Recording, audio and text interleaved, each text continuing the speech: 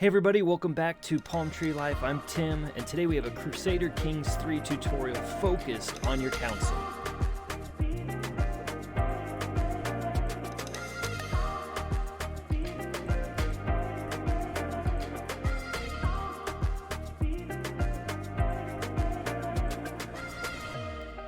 Every single council in Crusader Kings 3 has 5 basic categories that everything that they do and every function that they have kind of filters through.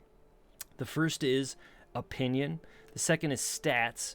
Then you kind of get into 3 where the buttons lie, where you've got your resources, your realm, and your reach. So let's take a look at these. The first area that we're going to look at is opinion. Now, opinion matters in several different ways. So first off, for your clergy member, whoever is the clergy in your council, their opinion matters because if they have a negative, 0 to negative opinion of you, they actually don't endorse you. And if they don't endorse you, you don't get any benefit from the temple holdings in your kingdom. And depending on how big your kingdom is and how many temple holdings you have, that can be a big deficit to your kingdom. So you want to make sure there's a positive opinion from your clergy member. Within the rest of the council, if your spy master has a negative opinion of you, he's probably not going to care if people are scheming against you. So you definitely want a positive opinion from your spy master. And with any other area on a powerful vassal level, you want to make sure that your powerful vassals are taken care of, because if they're not, they automatically have a negative 40 opinion of you if they're not on your council. Now, it may not matter in some cases. Some people, some powerful vassals may like you so much that if they're not on your council, it doesn't really affect them. And so you really do have to weigh opinion versus the benefit they bring. So if you have somebody that's really a powerful vassal that's really, really bad at a specific task, you're weighing, do I want to put them on my council, or do I want somebody who can actually do this task well? You have to kind of balance which one you want to go with there. The other aspect of the opinion is if you have somebody who has such a high opinion of you that they are your friend or your best friend, a friend gets 20% more in what they're doing. So if they have a task that they're doing, they get a 20% bonus. If they're your best friend, they get a 30% bonus if they're on your council. Now, the opposite is true too. If you have a rival on your council, they actually are negative 20%, and if it's a nemesis, they're negative 30%. So it's almost like you want your friends on the council, keep your rivals away from your council if you can. But once again, got to balance that powerful vassal versus opinion versus how good they are in their stats. And speaking of stats, that takes us to our second area. Now, when it comes to tasks, it may seem obvious, but the higher the skill level, the quicker they get things done. Maybe that's obvious, maybe it's not, but the higher level number that they have, they're going to get things done faster because every task that they do has a percentage modifier based off how good they are at their respective council position. Now, the percentages are different depending on the different council areas that you would look at, but every single area has a percentage modifier which makes a task go faster depending on how high that skill level is. The other aspect of a skill level number is anything that's over 8 has the chance of a positive event happening. So if you're below 7, we can see here our Chancellor is below 7, so any task that we would have him do, you can see here possible side effects, they're all negative because he's below 8. You have to be 8 and up, like this guy who's 13 here, Barsbeck. He's 8 and up, and so he has the positive possibility of the event. He still has the negative possibilities, but also positive. So it's important to look at the stats. So if you're trying to debate with somebody, if they are above 8 or below 8, that could be a determining factor because you're going to get positive events versus only negative events. Now, if you're above 15, and Barsbeck is not, so let's bring in here, we're going to bring in Cohen. He's 16. You can see only positive events. So if you're 15 and up, only positive. If you're below 8, only negative. And 7 or in 8 to 15, 8 to 14 has negative or positive. So that's where stats are pretty important when you're looking at who should be on my council. But remember, you have to weigh it with the opinion that they have of you as well. The third area we're going to look at with the council is resources. Every single council member, and I'm kind of leaving the spouse to the side, but every single council member gives you resources. And so the clergy, they give you piety, if you have this button selected right here. The chancellor gives you prestige if you're on the foreign affairs button. The steward gives you more gold if you're on the collect taxes button. The marshal gives you more levies, which is a resource if you're going to war, if you're on the organized army button. And I know it's maybe stretching it a little bit, but I would say the spy master gives you the resource of disrupting schemes, because it is a resource, because if people are trying to scheme against you, you want that resource of disrupting it. The fourth area of our council is our realm. Now, each council position has a button that ties to your realm, and some of them have multiple. So here we see the clergy. The clergy can convert a county to our faith within our realm.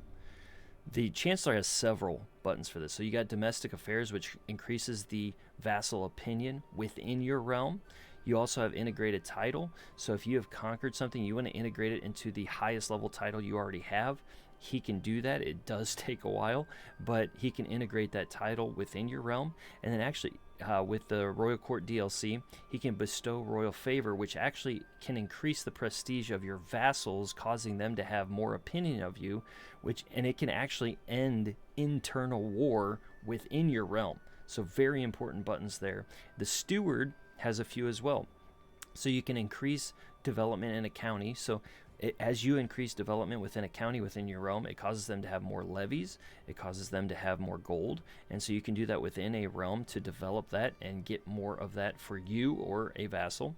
You can promote your culture, so you can spread your culture out throughout your realm to keep everybody more like you. And I know with this DLC, some of that has changed because you can accept other cultures, but it's still a button that can help you within your realm. And then promote cultural acceptance. This is kind of the reach. This is where it kind of bleeds a little bit into that fifth area of reach. But you can accept a culture that it would expand outside of your realm, as you can see here with Bulgar and Pecheneg. It expands outside of our culture, but we can build that acceptance because it's in our culture or in our realm as well. The marshal has trained commanders, so he can make the commanders in your realm better. He can also go find commanders and bring them into your realm to give you better commanders. One other thing for the marshal that I should have mentioned was to increase control in a county. So as your counties within your realm, they may have lose some control from time to time, and so he can increase the county control. He can increase the county control for you within those realms. Both of those are important. And then the spy master can support the schemes that you have. So whether it's sway schemes, befriend schemes, murder, seduce, whatever it would be, you can. He will support you as you do scheme within your realm. And I realize some of those schemes can go outside of your realm too, but some of these bleed. But that is basically the realm category for your council. Our fifth area of the council is reach. So there are buttons in here that get beyond your borders, which we've seen some of those that kind of bleed into that area, this fifth area. But we see find secrets. Your spy master can go to realms around you and find secrets. So that can go beyond your borders. You can do it within your realm, but you can also go beyond your realm and reach beyond that. The manage royal guards, that benefits you within your realm. It makes some of your military better, your knights more effective, but it also disrupts hostile schemes against you. And that can come from within your realm, but it also can come from without your realm, and they can disrupt the hostile schemes against you. And then finally, your clergy can fabricate a claim on a county. Yes, he can do it within your realm if there's a specific county that you want that you already have in your realm, but he can do it on the counties around your realm as well. So if you cannot declare war on somebody without fabricating, he can fabricate that for you so that you can reach out and declare a war and expand your kingdom. Finally, we didn't really talk about the spouse, but I do want to include them into this. If you stay on the assist ruler button, they will add 20% of all your council members to your stats. So if you have a lot of really good council members, it might be good to just do assist ruler and go with that.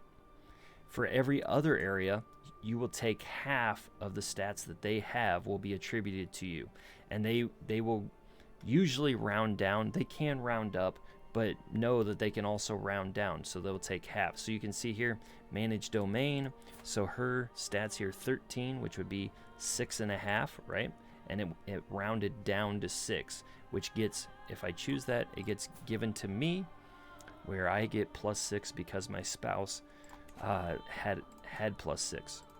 What you should know about a spouse, though, is that there are no negative events with them, that you can only get positive events with a spouse. So whatever you put, if you leave them in assist ruler, you could get a lot of positive events in several different areas of your council and resource points.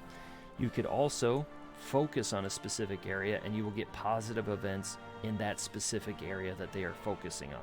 So that's just a decision to make with your spouse. It's kind of an added bonus because you are married.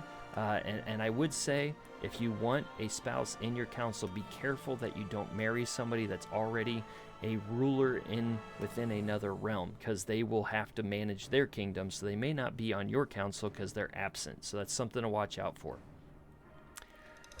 Well, I hope this overview of the council and this tutorial has been helpful for you. If you have a tutorial that you would love to get information about it, I would love to learn about it, and I would love to try to teach you about it. So if you have a suggestion, please write it in the comments. I will read them.